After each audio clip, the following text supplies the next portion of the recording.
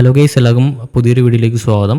ഇന്ന് നമ്മൾ പറഞ്ഞുതരാൻ പോകുന്നത് എങ്ങനെ നമുക്ക് നമ്മുടെ ഇന്ത്യൻ റെയിൽവേയുടെ മൊബൈൽ ആപ്ലിക്കേഷനായിട്ടുള്ള റെയിൽ 1 എന്ന ആപ്ലിക്കേഷൻ ഉപയോഗിച്ച് എങ്ങനെ നമുക്കൊരു ജനറൽ ടിക്കറ്റ് എളുപ്പത്തിൽ ബുക്ക് ചെയ്യാം എന്നതാണ് ഇന്നത്തെ വീഡിയോയിലൂടെ ഞാൻ കാണിച്ചു തരുന്നത്. അപ്പോൾ വീഡിയോ ഫുള്ളായിട്ട് കാണുക. സ്റ്റെപ്പ് ബൈ സ്റ്റെപ്പായിട്ടായിരിക്കും നമ്മൾ കവർ ചെയ്യുന്നത്. എന്തെങ്കിലും സംശയങ്ങളും ഉണ്ടെങ്കിൽ നിങ്ങൾക്ക് അത് കമൻറ്റ് ബോക്സിൽ രേഖപ്പെടുത്താം. അപ്പോൾ എങ്ങനെയാണെന്നുള്ളത് നമുക്ക് നോക്കാം. So let's get started.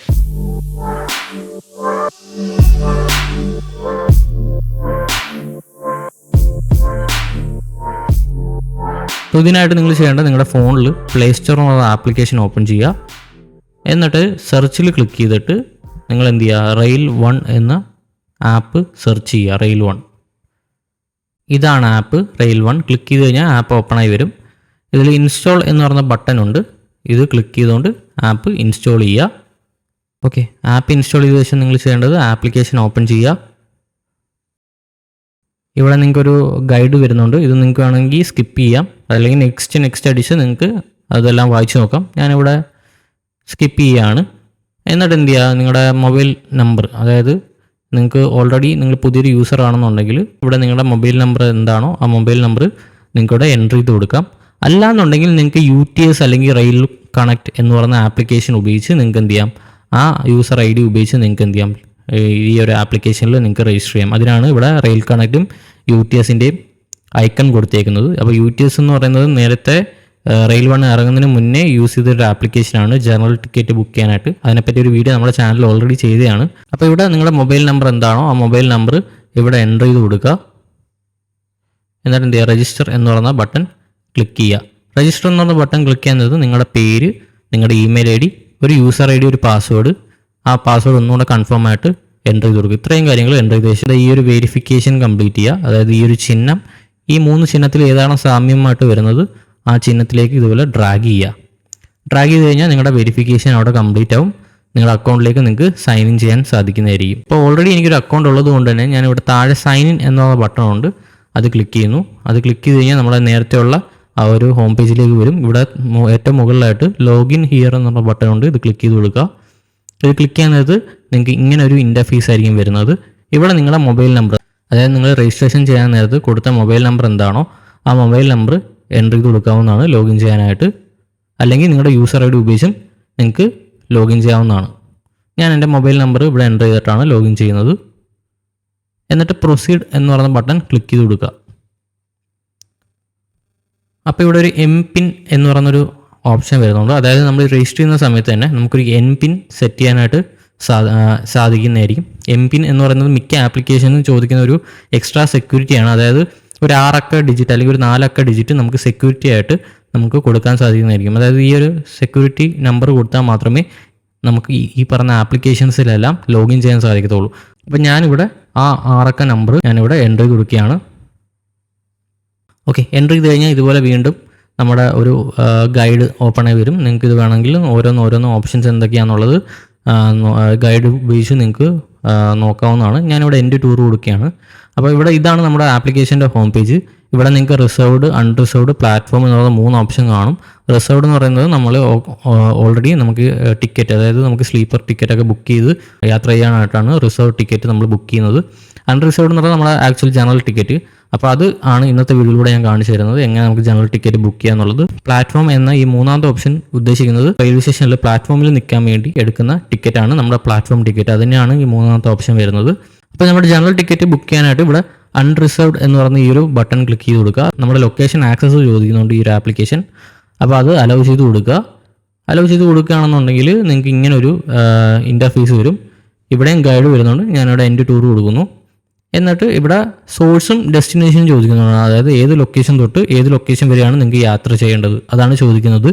അപ്പോൾ ഫ്രമിൽ നിങ്ങൾ എവിടെ നിന്നാണോ ട്രെയിൻ കയറാൻ ഉദ്ദേശിക്കുന്നത് ആ സ്ഥലം, ആ റെയിൽവേ സ്റ്റേഷൻ നിങ്ങൾ സെലക്ട് ചെയ്ത് കൊടുക്കുക. ഞാനിപ്പോൾ ഇവിടെ എറണാകുളം റെയിൽവേ സ്റ്റേഷനാണ് ഞാനിവിടെ സെലക്ട് ചെയ്ത് കൊടുക്കുന്നത്. എറണാകുളം തന്നെ നോർത്തും ഉണ്ട് സൗത്തും ഉണ്ട്. അപ്പോൾ ഞാനിവിടെ എറണാകുളം സൗത്ത് റെയിൽവേ സ്റ്റേഷൻ കൊടുക്കുന്നു. ഡെസ്റ്റിനേഷൻ ഞാനിവിടെ കൊടുക്കുന്നത്, ഞാനിവിടെ കൊല്ലമാണ് കൊടുക്കുന്നത്.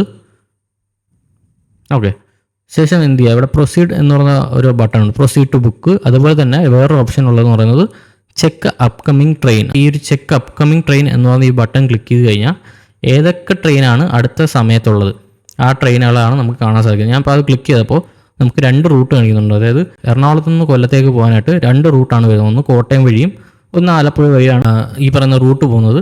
അപ്പോൾ ഏത് റൂട്ട് വഴിയാണ് ഇപ്പോൾ നിങ്ങൾക്ക് പോകാൻ ആഗ്രഹിക്കുന്നത് ആ റൂട്ട് നിങ്ങൾക്ക് സെലക്ട് ചെയ്ത് കൊടുക്കാം.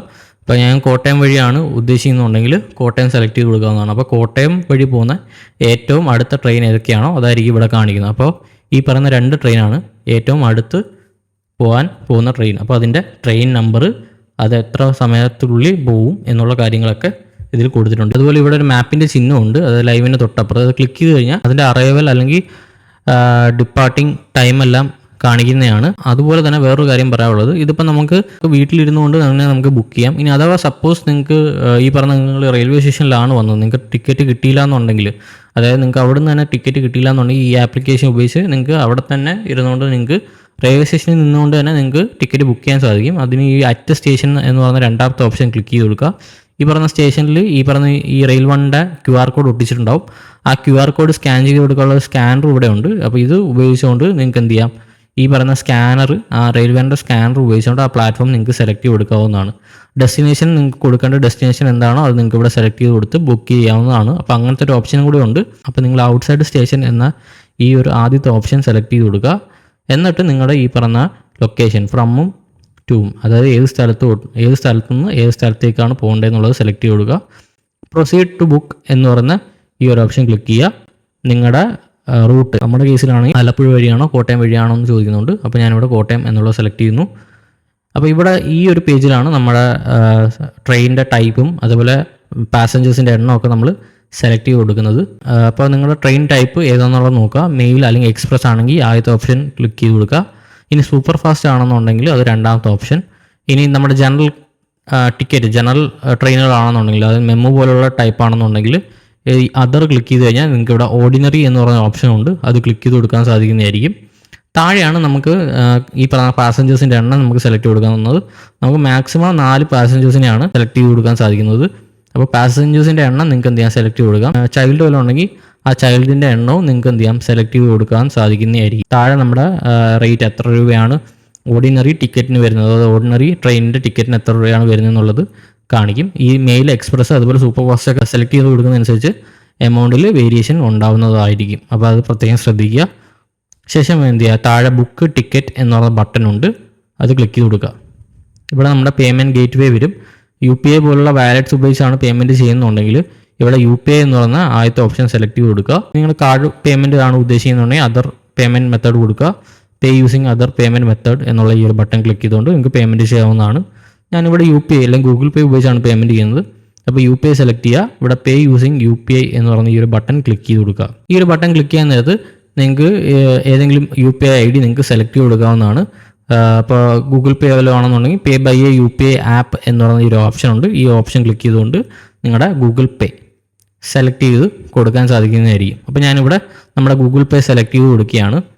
ഇവിടെ നമ്മുടെ ഗൂഗിൾ പേയുടെ പിന്നടിച്ചിട്ട് നമ്മുടെ എമൗണ്ട് എത്ര വരുന്നതെന്നുള്ള ചോദിക്കും. ഇത് ക്ലിക്ക് ചെയ്ത് കൊടുക്കുക. ഈ ഒരു എമൗണ്ട് പേ ക്ലിക്ക് ചെയ്യുക. അപ്പോൾ ഞാനിവിടെ എമൗണ്ട് കംപ്ലീറ്റ് ചെയ്യാണ്. ടിക്കറ്റ് നമുക്ക് ബുക്കായിട്ടുണ്ട്. ടിക്കറ്റിൻ്റെ നമ്പർ അതുപോലെ സമയം എല്ലാം നമുക്ക് വെർച്വലി തന്നെ ഈ ഒരു ആപ്ലിക്കേഷനിലൂടെ നമുക്ക് കാണാൻ സാധിക്കുന്നതായിരിക്കും. രജിസ്റ്റേർഡ് മൊബൈൽ നമ്പറിലേക്ക് SMS ആയിട്ടും ഈ പറഞ്ഞ ടിക്കറ്റ് നമ്പറൊക്കെ നമുക്ക് SMS ആയിട്ട് വരുന്നതായിരിക്കും. ഇനി നമുക്ക് ആപ്ലിക്കേഷൻ ഓപ്പൺ ചെയ്ത് എങ്ങനെ നമ്മുടെ ബുക്ക് ചെയ്ത ടിക്കറ്റ് എങ്ങനെ നമുക്ക് എടുക്കാം എന്നത് നോക്കാം. അപ്പോൾ അതിനായിട്ട് വീണ്ടും നിങ്ങളുടെ ആപ്ലിക്കേഷൻ ഓപ്പൺ ചെയ്യുക.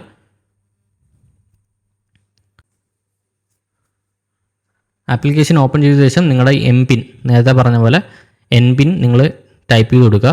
ശേഷം ഈ വട്ടം നിങ്ങൾ ചെയ്യേണ്ടത് താഴെയായിട്ട് മൈ ബുക്കിംഗ് എന്ന് പറയുന്നൊരു ഓപ്ഷൻ ഉണ്ട്, അത് സെലക്ട് ചെയ്ത് കൊടുക്കുക. അപ്പോൾ നിങ്ങൾക്ക് നിങ്ങൾ ബുക്ക് ചെയ്ത ടിക്കറ്റ് ഏതാണോ ആ ടിക്കറ്റ് നിങ്ങൾക്ക് ഇവിടെ കാണാൻ സാധിക്കും. ഇവിടെ എന്ത് ചെയ്യുക, വ്യൂ ഡീറ്റെയിൽസ് എന്ന് പറഞ്ഞ ഒരു ബട്ടൺ ക്ലിക്ക് ചെയ്ത് കൊടുക്കുക. അപ്പോൾ നിങ്ങൾക്ക് ആ ടിക്കറ്റ് ഓപ്പണായി വരുന്നതായിരിക്കും. ഈ വീഡിയോ ഇഷ്ടമായെങ്കിൽ ലൈക്ക് ബട്ടൺ അമർത്തുക. നിങ്ങളുടെ വിലയേറിയ നിർദ്ദേശങ്ങളും അഭിപ്രായങ്ങളും താഴെ കമൻറ്റായി രേഖപ്പെടുത്തുക. തുടർന്നും നിങ്ങൾ ഇത്തരത്തിലുള്ള വീഡിയോ കാണുവാൻ ആഗ്രഹിക്കുന്നുവെങ്കിൽ മറക്കാതെ ചാനൽ സബ്സ്ക്രൈബ് ചെയ്യുക.